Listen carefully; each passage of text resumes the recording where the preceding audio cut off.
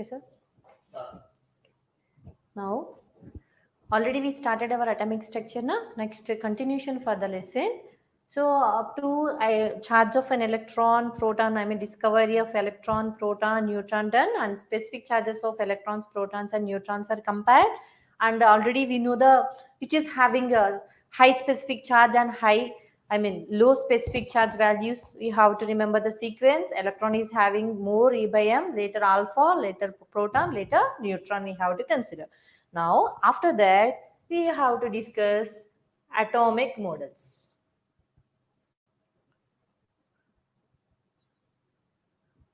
Now we know everything about these atoms, different atoms and their structure and everything. But before if you don't know about anything, that time how different scientists try to explain the atomic structures, what are the failures, what are the drawbacks or what are the merits, we have to discuss. Now once you see atomic models, in these atomic models, first we will discuss about Thomson atomic model. Thomson atomic model. And the second one is Rutherford model of an atom.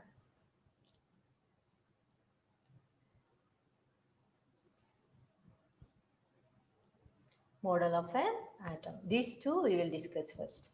Now once you see Thomson atomic model and Rutherford model of an atom. Now first we will discuss about Thomson atomic model. Once you see here, first of all, Thomson atomic model, which is also known as watermelon model. And it is also called as plum pudding model. Now once you see watermelon we are considering. For example, this is our watermelon and these are the seeds in it. Clear? Now the remaining white part, red part we have to consider now.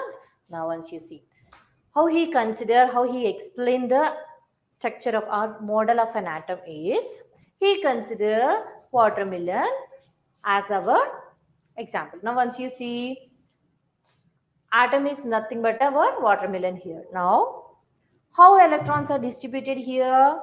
Here he considered the seeds are nothing but our electrons, and the remaining part, whatever be the red part we are having now, that part is considered as in protons. He considered the seeds of watermelon are the electrons and the remaining red fibrous part we are having now, that one is considered as a protons. Now once you see, that's why it is also known as watermelon model. So Thomson atomic model, which is also called as watermelon model. Why? Because he considered the seeds of watermelon are the electrons and the red part is considered as a protons. Okay. According to him, this is our atomic model. Now, he doesn't explain few things. What are those?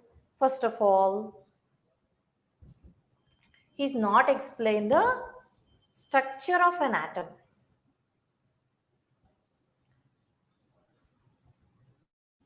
Why? It is also a structure now. But here, the seeds are not in a perfect, not in a fixed positions now. They may change. So watermelon also the size or the shape also will be changes now. So we can't explain particularly this size or this shape, and these are the here the electron will be distributed and the protons will be like this. We can't explain perfectly. So structure of an atom, he cannot explain or doesn't explain the structure of an atom perfectly.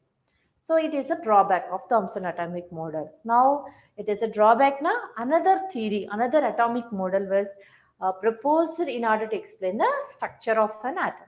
Now the most important thing, that is our Rutherford atomic model. Now our Rutherford explained the structure of an atom by alpha ray scattering experiment. He considered alpha ray scattering experiment. Now what is this alpha ray scattering experiment? Once you see, see, for example, this is my atom. Alpha rays are nothing but rays, na? So these are our alpha rays, for example.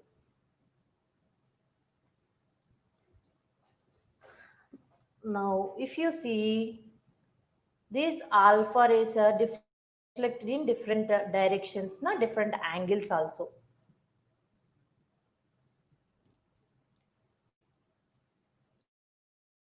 And if you consider here, like this. If you see, once you see, Rutherford atomic model is based on alpha ray scattering experiment. These are our alpha rays and the scattered by an atom. Now, once you see, if you observe these alpha rays, most of the alpha particles are passing through the atom. Okay, they are traveling from this like this, and few of them are deflected with a larger angles also, smaller angles also. So, as you see, most of the alpha particles are traveling to passing through this atom, whereas few alpha rays are deflected with an larger angles and also smaller angles. But very few means 1 in 20,000 alpha rays. For example, here we are considering 20,000 alpha rays. In that, only one alpha ray is reflected back. This is that one alpha ray which is reflected back with a 180 degrees. What happened here? There is some opposition is here which will deflect, which will reflecting the alpha ray back with 180 degrees. Means something is opposing that alpha ray. 1 in 20,000 alpha rays. If you are considering 20,000 alpha rays, in them only one alpha ray is reflected back with 180 degrees. Means something is opposing that alpha ray.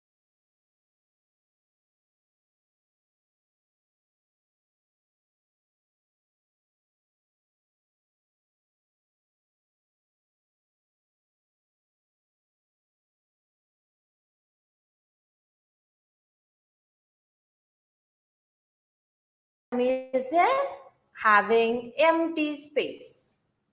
Empty space we are having, that's why the most of the alpha particles are traveling through it. And very few are deflected with larger and smaller angle. And one is reflected back with 180 degrees, we are saying. So, what are the observations from this? Most of the atom is empty. And if you are considering this alpha ray, which is reflected back with 180 degrees, which is reflected by something, that something is nothing but our nucleus.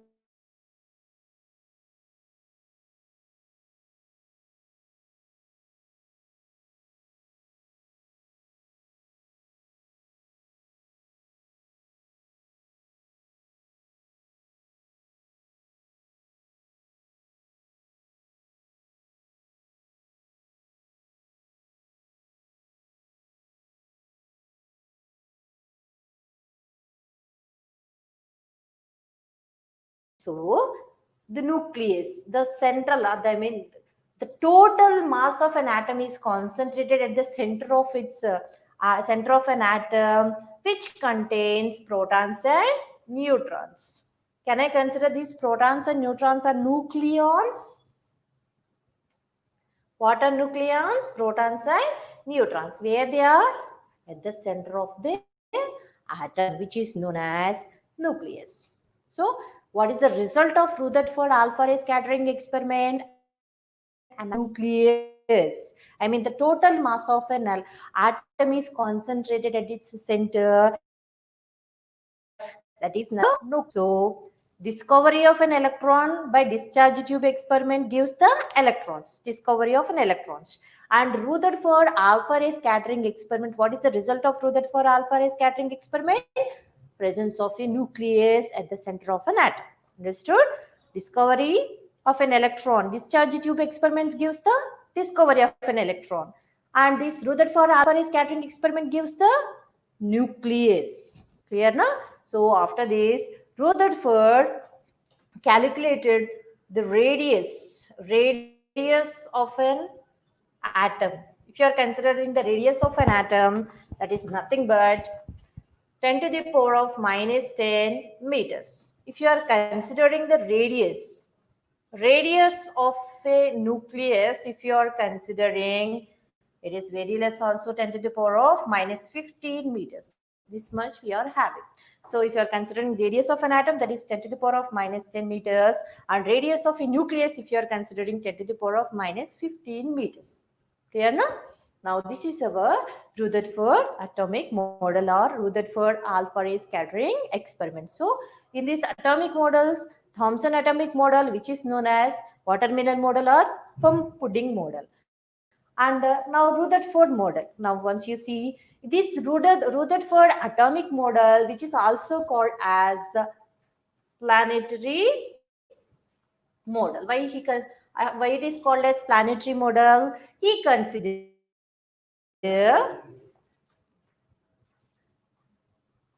nucleus is nothing but a sun, and the electrons are considered as a planets. So what they electrons are nothing but the planets. So here, like around the sun, the planets are revolving, no? Like that. Around the nucleus, the electrons are revolving. So this is our Rutherford alpha ray scattering experiment and the Rutherford atomic model, which is also known as the planetary model of an atom. Clear now? Now, even though after explaining all this, he found out the nucleus also by alpha ray scattering experiment, but it has certain failures also, nothing but the demerits. Oh, now what are the demerits here? He cannot explain the stability of an atom, and he cannot explain the spectrum produced by an atom. It's produced by an atom. And he also not explain energies of atoms. Atoms having certain amount of energy, na? He also doesn't explain the energies of atoms, spectrum produced by an atom, and the stability means how atom will be stable. So now see here.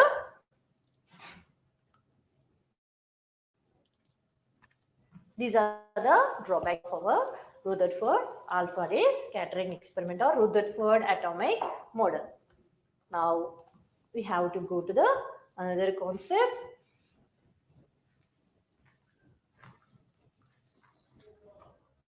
Representation of an element. Representation of an element. How did you represent an element? Now consider X is my element, any element, and A and Z we will represent. What is A here?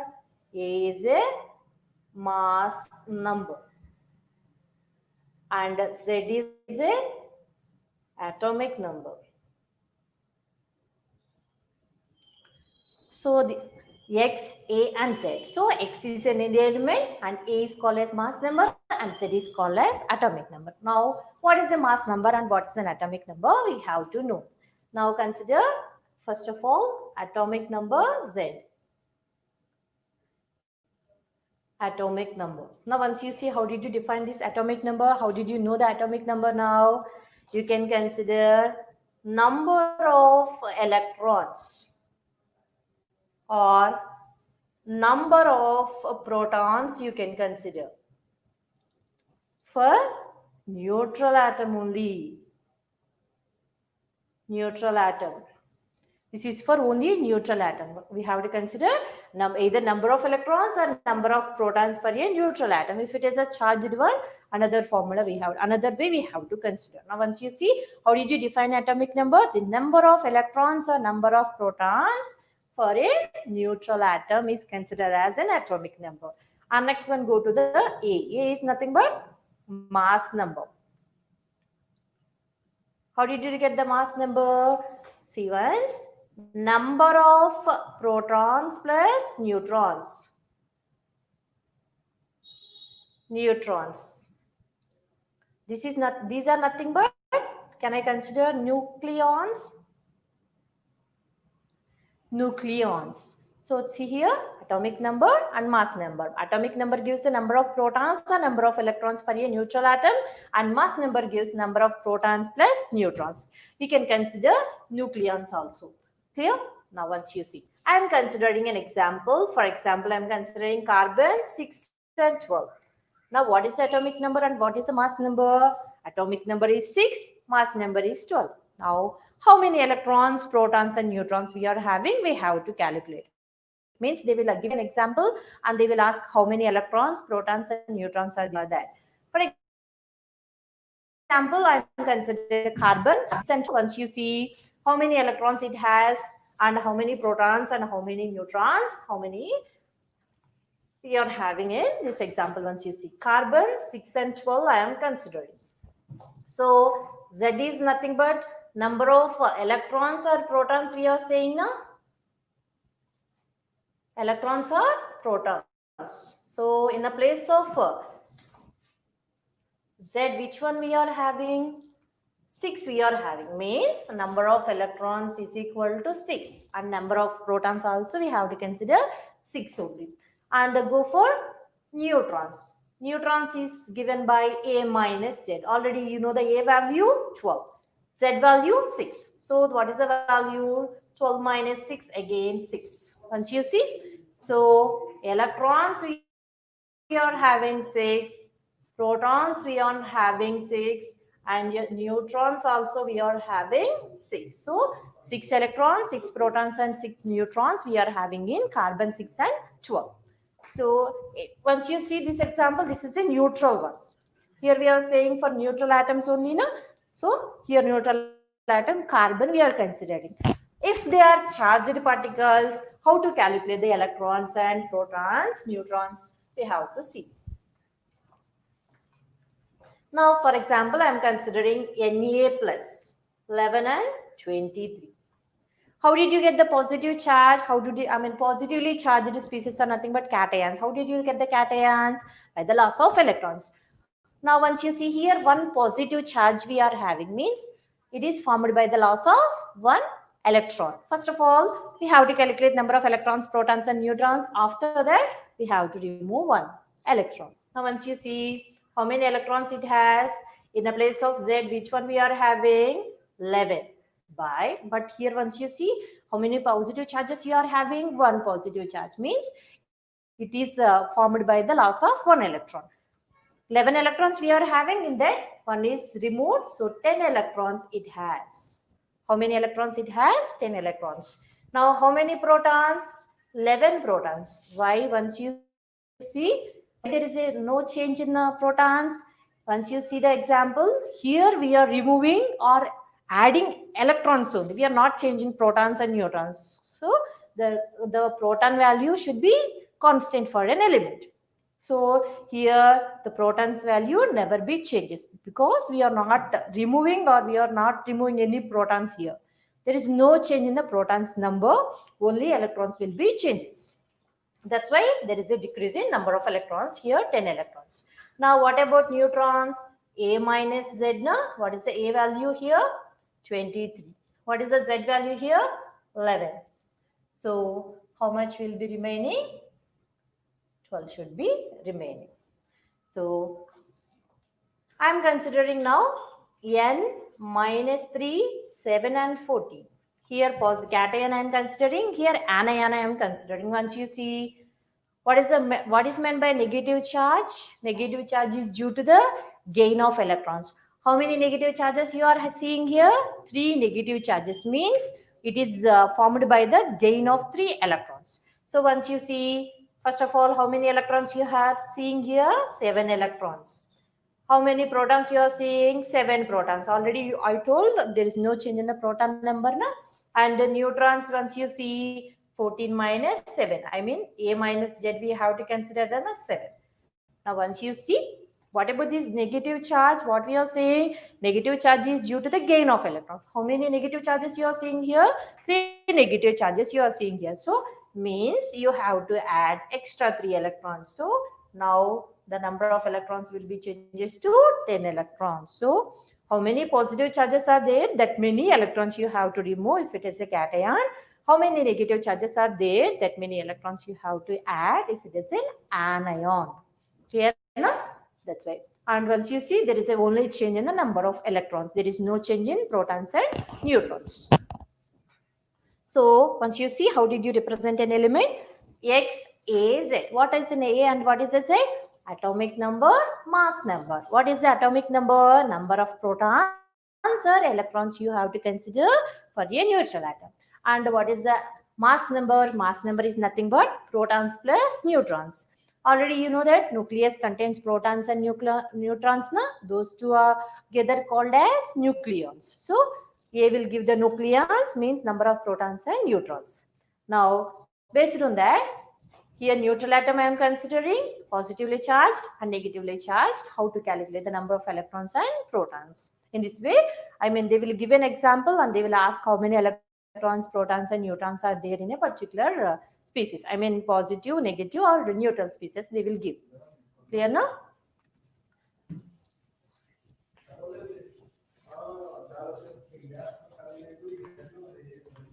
Now, we will go to the next concept.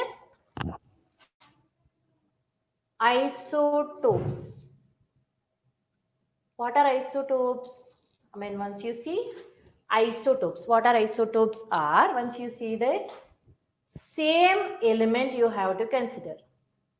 Same element having different mass numbers. Here they are having different mass numbers, but same atomic number. Same atomic number. Once you see the definition, what are isotopes? Same element having the different mass numbers, but same atomic number. So for that, once you see the example, then you can understand easily. I am considering hydrogen. Hydrogen has the three isotopes. What are those? Protium, deuterium. This is protium. 1H11 you have to represent. That's next one, deuterium. You can represent like this also, or simply D12. Two ways we can represent. And the third one is tritium. Tritium you can represent like this, H13 or T13. So what is our example? Hydrogen I am considering our example. Hydrogen is having three isotopes, protium, deuterium, tritium. Now once you see the place, what we are saying, same atomic number. Indirectly, same Z value we can consider. Once you see the position of Z, here one, here also one, here also one we are seeing. So these are, I mean, same element. Hydrogen only, na? We are considering only hydrogen. What is the difference here? Different mass numbers. Once you see here 1, here 2, here 3. Different A values we are having. So once you see the examples, protium, deuterium and tritium, these are having the same atomic number but different mass numbers of same element. Clear? Now you can consider another example also, chlorine 1735 and chlorine 1737. Chlorine is having two isotopes. First one is 35 and second one is 37. Once you see the position of Z, 1717 only. And these are the same element. Same element we are saying now. So once you see the definition, same element having the different mass numbers but same atomic number are called as isotopes. And these are the examples, hydrogen and chlorine we are considering here. Clear? Now, what are the chemical properties and the physical properties of these elements? I mean, will they differ in chemical properties or having the same or different physical or chemical? We have to discuss. Once you see, the chemical properties depends upon the atomic number. If atomic number is constant, they will show the same chemical properties. Here we already told atomic number is constant for isotopes. Means atomic number constant means same chemical properties. They are showing the same chemical properties. But different physical properties. Physical properties. And they will also show radioactive properties also. Radioactive properties. Once you see, isotopes are having the same chemical properties, different physical properties, and they will exhibit also some radioactive properties. Once you see why they are exhibiting the same chemical properties, they are having the same atomic number. Same atomic number is nothing but same number of electrons. There is no change in the number of electrons now. That's why they will show the same chemical properties, but they will show the different physical, and they also exhibit some radioactive properties. Once you see, if you are considering these radioactive properties, go to this tritium, isotope of hydrogen. Protium, deuterium and tritium we are having our tritium, one of the isotope of hydrogen, is a radioactive element. Here we are discussing these radioactive properties now. So our example is tritium, one of the isotope of hydrogen which is having radioactive properties. Clear now? These are about isotopes.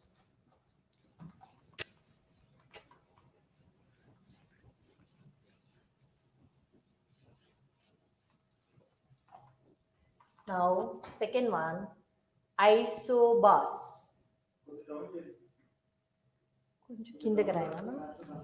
Okay. Isobars. Now once you see what are isobars are, here different elements we have to consider.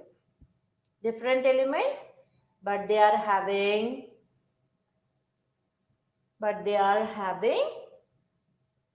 same mass number. Same mass number is nothing but A na? Mass number is denoted by A. That's why different elements we have to choose, but what they are having the same, the mass number is same here.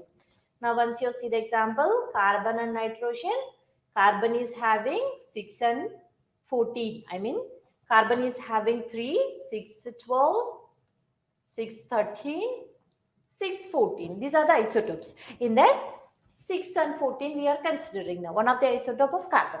What about nitrogen? 7 and 14. Once you see these two examples, these two are different. Different elements we are considering. They are having the same mass number. In the place of A, which one we are having? 14 and 14. I mean, same number we are having, but different atomic numbers. So, same mass number, but different atomic numbers we have to consider. Means different Z value and same A value they are having. So once you see here, already I told one point, if there is a change in electrons, then chemical properties will be differ, or there is a change in chemical properties. Once you see here number of electrons is 6, here number of electrons is 7, means they are having different number of electrons now. So they will exhibit, they show different chemical properties. Chemical properties are differ, but similar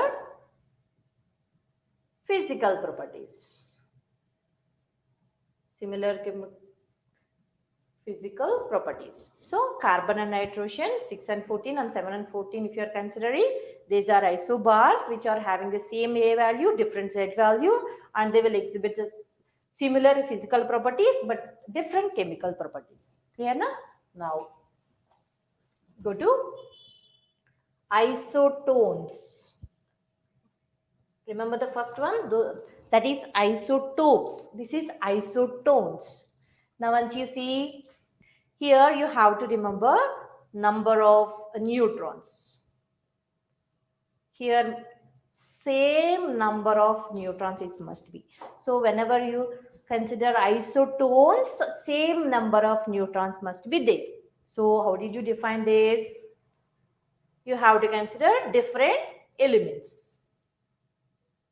Different elements we have to consider. But they are having, what they are having the same? They are having same number of neutrons. Different elements we have to choose.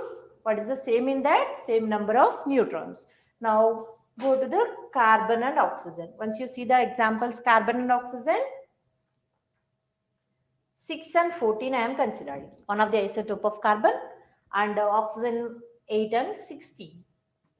How did you get the number of neutrons? N is equal to A minus Z is a formula we are having now. That one we have to use. Once you see 14 minus 6 is 8. 16 minus 6, 8, 16 minus 8 is again 8. So once you see A minus Z value for both of them is 8 only. Means number of neutrons 8 only here.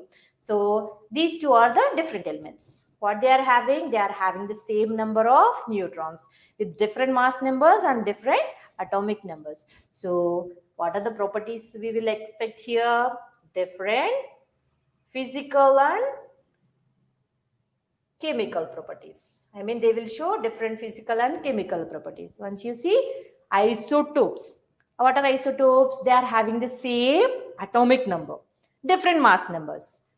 Isobars, they are having the same mass number, different atomic number. Isotones, what they are having? Same number of neutrons they are having. That is the difference. With an example only, you can understood clearly. Clear? Once you observe the examples and calculate the value, you are getting the correct one or not. Okay? So isotopes, isobars and isotones are done.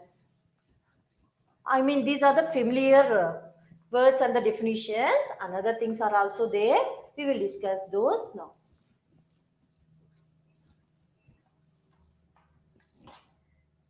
Isodiaphers. What are isodiaphers? First of all, iso means same. Which one is same? We have to remember that one only. Here, isodiaphers, we are saying, in these isodiaphers, isotopic number must be same. Isotopic number. First of all, we have to know what is isotopic number now. A minus 2Z. What is the value we are getting for A by applying A minus 2Z formula? That is isotopic number. So, elements which are having the same A minus 2Z isotopic number are called as isodiaphers. What are isodiaphers? So, the substances or the compounds which are having the same isotopic number, the elements which are having the same isotopic number, A minus 2Z value same, those are called as isodiaphers. Once you see the example, I am considering fluorine 9 and 19. And also sodium 11 and 23. Once you apply this formula, 19 minus 2 into 9. 9 2s are 18. 19 minus 18 is 1 we are getting. What about this? 23. Here 2 into 11 we have to apply. Means 23 minus 22. Again you are getting 1. So here once you see 1 and 1 we are getting here same isotopic number. Also they contain same difference in number of protons and neutrons. What are isodiaphers? Contain, if you consider the neutrons and protons difference also, they will get the, they are having the same difference in number of protons and neutrons and protons. Once you see what are isodiaphers? Elements which are having same isotopic number, that is A minus 2Z value, are called as isodiaphers. What is the same? I mean, what is the same thing here? These isodiaphers are having the same difference in number of neutrons and protons. I mean, difference between the neutrons and protons is also same. Like this. Here also the same value, A minus 2Z value, we are getting same now. Like this also, they will get the same difference in neutrons and protons. Clear now? These are the isodiaphers. Next one. Isosters. What are these isosters? Once you see, same atomicity and same number of electrons. Once you see the same atomicity and the number of electrons. First of all, electrons we know. What about atomicity? What is meant by atomicity? How did you calculate that atomicity is? Once you go to the definition for atomicity, atomicity is nothing but number of atoms present. How many atoms are present? That one only. They may be same or they may be different. You have to consider the number of atoms only. What are those? They may be same or not. No need to check that one. Just you have to count the number of atoms only. Clear? So for example, I am considering carbon dioxide and N2O.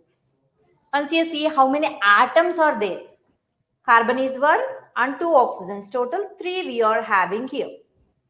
And N2O, you are considering 2 nitrogens and 1 oxygen, total 3 also. Once you see atomicity number of atoms, here we are seeing the 3, here we are seeing the 3 atoms. They are same or they are different. Don't consider the same or different concept, just number of atoms you have to consider. Here 3 we are getting now. So the atomicity of this CO2 and the N2O is 3. So same atomicity. Now what is atomicity? How did you calculate that one? You know. Now number of electrons. Once you see this example, number of electrons we are calculating now. Carbon is having 6 now. Atomic number is nothing but number of electrons. Oxygen is having 8. How many oxygens you are having? 2 oxygens. 2 oxygens means 8 and 8, 16. Now once you count that, 22 you are getting here. Now what about N2O? Nitrogen is having 7. How many nitrogens? 2 nitrogens means 14. How many oxygens? 1 oxygen, 16.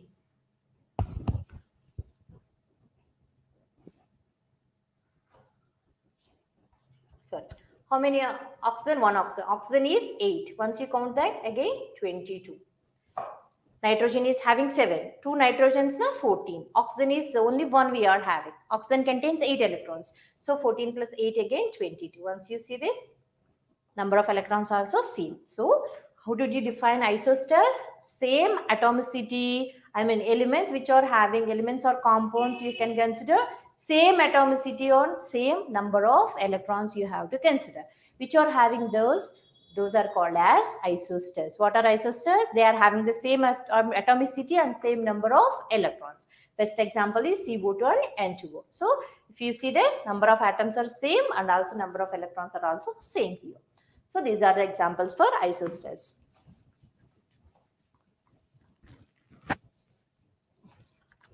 Now go to the next one.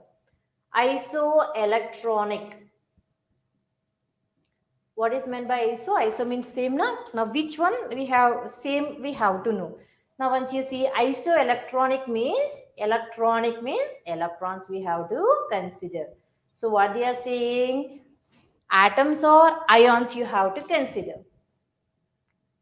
Atoms or ions. Ions may be negative or positive. You can consider. So atoms or ions which are having same number of electrons are called as isoelectronic species.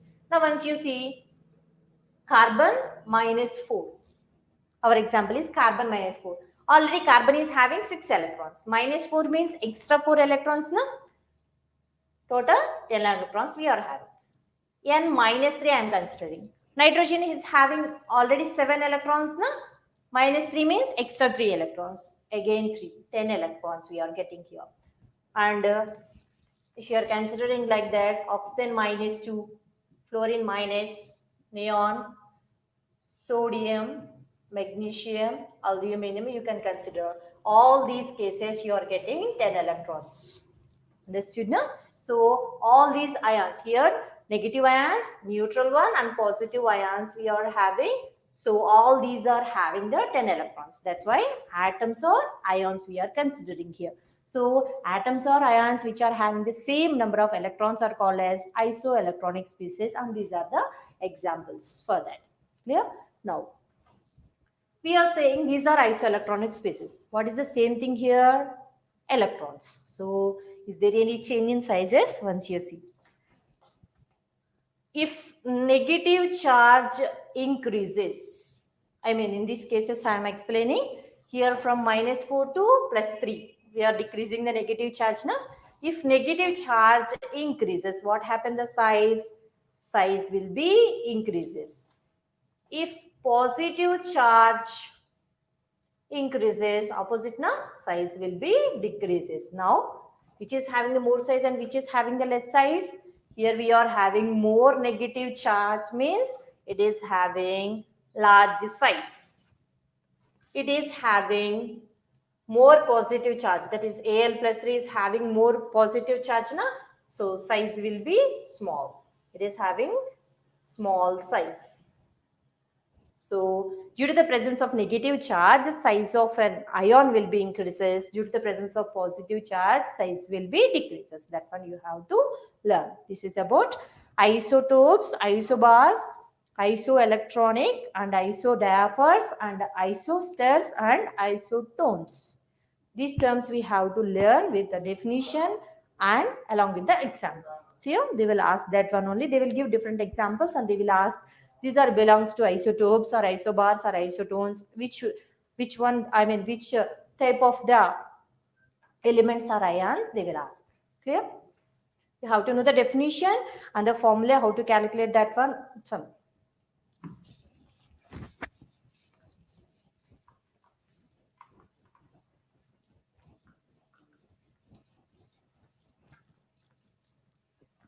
Now we will go to the next concept. Here. Now come to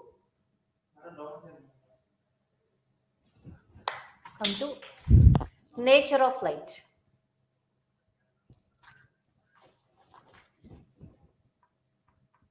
Nature of light. What is the light? We know light. I mean, what is the nature of light? We have to learn. Nature means,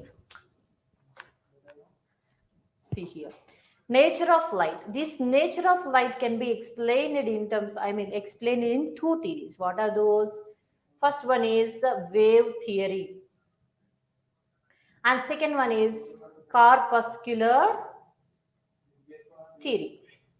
These two theories explaining the nature of light. First one, we will see the wave theory. What is a wave theory? Now, once you see, this wave theory was proposed by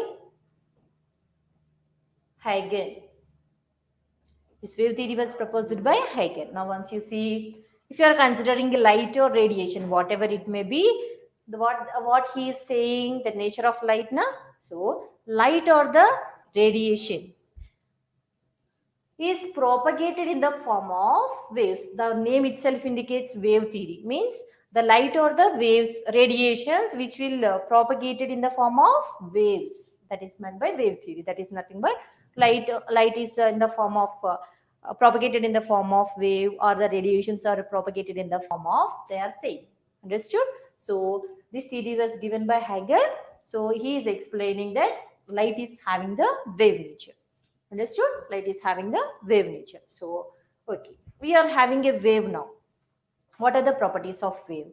In order to discuss, first of all, we have to know electromagnetic theory. What is meant by electromagnetic theory? Now, once you see any charge according to Maxwell, electromagnetic theory, the name itself indicates electromagnetic. Electro means electricity is there. Electric field is there. Magnetic means magnetic field is there. What happened there? Now, once you see, according to Maxwell's electromagnetic theory, any charged particle, here what is the charged particle? Here our electrons are the charged particles. So, any charged particle which is moving, which is propagated under the influence of acceleration, produces electric field and magnetic field. Understood? According to Maxwell's electromagnetic theory, what he is saying, any charged particle which is under acceleration produces electric field and magnetic field. What is this electric and magnetic field, right? Perpendicular to one another and also mutually perpendicular to the direction of propagation of light. Once you see the diagram, then you can understand. For example, this is the propagation of light, the path of light. And this is the path of light we are saying. What we are saying, our electron is in a motion, propagation. Then what happened? We are saying electric field and magnetic field will be produced. So for example, consider, and what we are saying here, they will be propagated in the form of waves. That is our theory, na? Huygens wave theory we are saying, na? Whatever be the light or the radiation will be propagated in the form of wave. So my wave which is producing electric field. Now once you see, this is the path of the propagation of light And we are saying electric field and magnetic field are produced now. For example, this is my wave which producing electric field, which is in electric field. Now, this is my wave which producing magnetic field. So this is my electric field. This is my magnetic field. Understood now? And this is the direction of propagation of light. So once you see the electric field, magnetic field, and the direction of propagation of light, if you are considering, they are mutually perpendicular to one another. So now we are having a wave. What are the properties of wave? We have to discuss.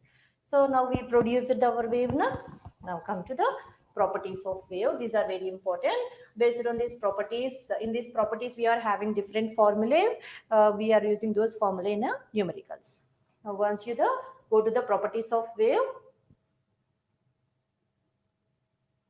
properties of wave, if you are considering, now once you consider a wave, this is my wave, for example. Now once you see, this is the positive axis and this is the negative axis. Now once you see, these are called as crest and these are called as trough. Crest and troughs we are having.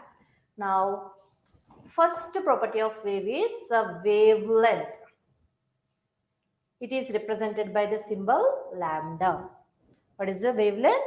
Wavelength is represented by the symbol lambda. This is the first property of a wave. Now, once you go to the definition, what is the wavelength? We have to know now. Once you see here, one crest we are having. Here also one crest we are having. Now consider another trough also. So the distance between the two successive crests, I mean side by side, adjacent. Successive crest means adjacent crest we are considered. So the distance between the two successive crests is known as the wavelength lambda. The distance between these two peaks. These are the peaks now. Even though there are crests, we are having peaks now here. So the distance between the two successive peaks of crest. Or you can consider here also the trough also you can consider. So here also the wavelength. Whatever it may be, the distance between the two successive crest or trough is known as wavelength lambda. So we are having wavelength lambda means it has some units now. Now different units we are having angstrom units, nanometers, picometers we are having. Now we are having relations between these units. Once you see 1 angstrom unit, if you are considering, 1 angstrom is nothing but 10 to the power minus 8 centimeters. Centimeters and meters also you can consider here because we are expressing these three in the form of centimeters and meters. 1 angstrom is equal to 10 to the power minus 8 centimeters and 10 to the power of minus 10 meters. And if you are considering 1 nanometer, 10 to the power of minus 7 centimeters and 10 to the power of minus 9 meters. If you are considering picometers, 10 to the power of minus 10 centimeters and 10 to the power of minus 12 meters. Once you see angstroms, nanometers and picometers in terms of centimeters and meters. So in problems, sometimes they will ask the relation between angstroms and nanometers and picos. I mean interrelation they will ask. Based on these values, you can change angstroms into nanometers and nanometers into angstrom. I mean conversions are there. We have to use according to the problem given. Now, what is the wavelength now? The distance between two successive crests or troughs is known as wavelength lambda, and different units we are having, and these are the relations between them. Clear? And next one, second one, frequency. Frequency is represented by the symbol nu. Now, what is the frequency is here is, for example, I am considering a point here. Now, how many waves are passing through that point in 1 second? So, what is the definition for frequency? The number of waves that are crossing through the point in 1 second is known as a frequency. Now, this frequency nu is equal to C by lambda. What is the nu? Frequency of radiations. What is the C? C is a well-known value, that is nothing but velocity of light. Velocity of light, what is the value? It has a constant value, 3 into 10 to the power of 8 meters, or you can consider 3 into 10 to the power of 10 centimeters. This is the constant value for C. C is the velocity of light, which is having the constant value. Understood? So C, velocity of light. Lambda is a wavelength. So in the problems, they will give a relation between any two and they will ask another thing. So U is equal to C by lambda. Understood? So next one. Wave number. Wave number, if you are considering, it is of nu bar. How did you represent the wave number? Nu bar. What is the wave number now? Now once you see, here we consider a point for a frequency. Now see here. Here also we have to consider a point or a region. I am considering a region here for this wave number. So the number of waves that are present in a particular region here. We have to consider a certain region here. In that, how many waves are present, that will give the wave number. Number means how many waves are there in that we have to consider. So how did you define wave number? The number of waves that are present in a particular region is known as a wave number. And this wave number is a reciprocal of wavelength. Wavelength is lambda, na? Wavelength. So this is our wave number. So frequency and wave number. Now once you see, observe the relations. Lambda, U is equal to C by lambda and U bar is equal to 1 by lambda. Once you see that, another thing is also there for a wave. Amplitude. It is represented by A. There is no relation for this. I mean, there are no formulae for this amplitude. Just we have to consider. We can consider the height. This is the height of a crest, na? And this is the depth of a trough. So the height of a crest or a depth of the trough is known as amplitude. Simply the height or the depth you have to consider. So the height of a crest or a depth of a trough is known as amplitude. Now, once you go to the relation, interrelation between this wavelength, frequency, wave number.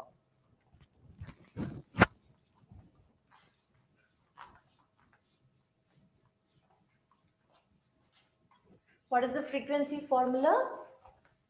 Nu is equal to C by lambda. Now once you see nu is equal, can I write C into 1 by lambda? What is 1 by lambda? Already you know nu bar is equal to, I mean wave number is reciprocal of wavelength, na? So can I substitute 1 by lambda in place of 1 by lambda nu bar? So it becomes nu is equal to C nu bar. What is that? This is a frequency, this is a velocity of light, and this is a wave number. This is an interrelation between them. Understood?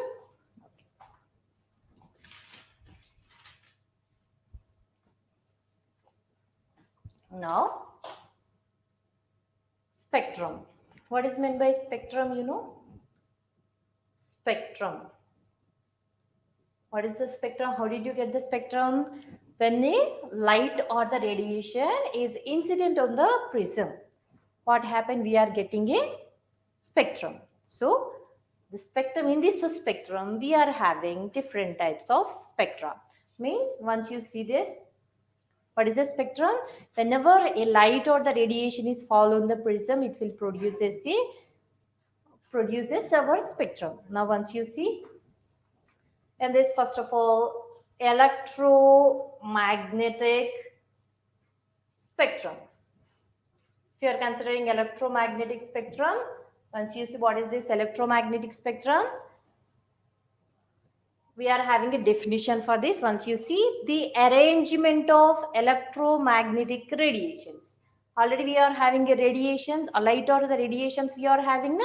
So those radiations we have to arrange in a increasing order of wavelength. Either you can choose the wavelength concept, I mean in increasing order of wavelength concept, or decreasing order of frequency. Decreasing order of frequency. So we have to arrange the radiations in the increasing order of wavelength or decreasing order of frequency. If you are considering these two concepts, then our spectrum will contain, our spectrum is arranged in such a way that, first of all, gamma rays. Next one, X-rays. Next one is UV, ultraviolet radiations. Next one is visible. Next one is infrared radiations. Next one is microwaves. And next one is, you know this, na? TV or radio waves. Now, which is having high wavelength and which is having low frequency? Once you see here, we are arranging in a wavelength. If you are considering, wavelength is increases. If you are considering frequency, frequency will be decreases. That's why once you see TV or radio waves, in villages also we will learn listen this radio or TV, na? That's why. I mean, that's because of this high wavelength we are listening those in the villages also, remote contents also. Okay. Now see here, what are electromagnetic radiations? The systematic arrangement of electromagnetic radiations in the increasing order of wavelength or decreasing of frequency is known as electromagnetic spectrum. And this is our electromagnetic spectrum, which is arranged in increasing order of wavelength or decreasing order of frequency. So, we are having waves or radiations, we are saying, na? Those radiations are also having certain amount of energy. Radiations are associated with energy, we are saying. So, they are having energy, wavelength, frequency and wave number. Now we are considering a wave now. It has energy, wavelength, frequency and wave number. Now we have to relate these four quantities. How they are related? Once you see, energy is directly proportional to frequency, which is directly proportional to wave number, but these three are inversely proportional to wavelength. This relation you have to remember. Means four quantities we are having now, they will relate any two. Once you see, these three are directly proportional to one another, but this wavelength is inversely proportional to those three quantities. So if you are conditioned, they are giving initial and final, we can consider E1 by E2 is equal to nu1 by nu2 is equal to nu1 bar by nu2 bar, that is equal to lambda 2 by lambda 1. We have to consider if they are given the initial and final values or initial and final conditions, this relation we have to remember. Once you see, these three are directly proportional to one another, but this one is wavelength is inversely proportional to those three quantities. Now based on this, they will give problems, numericals. Clear now?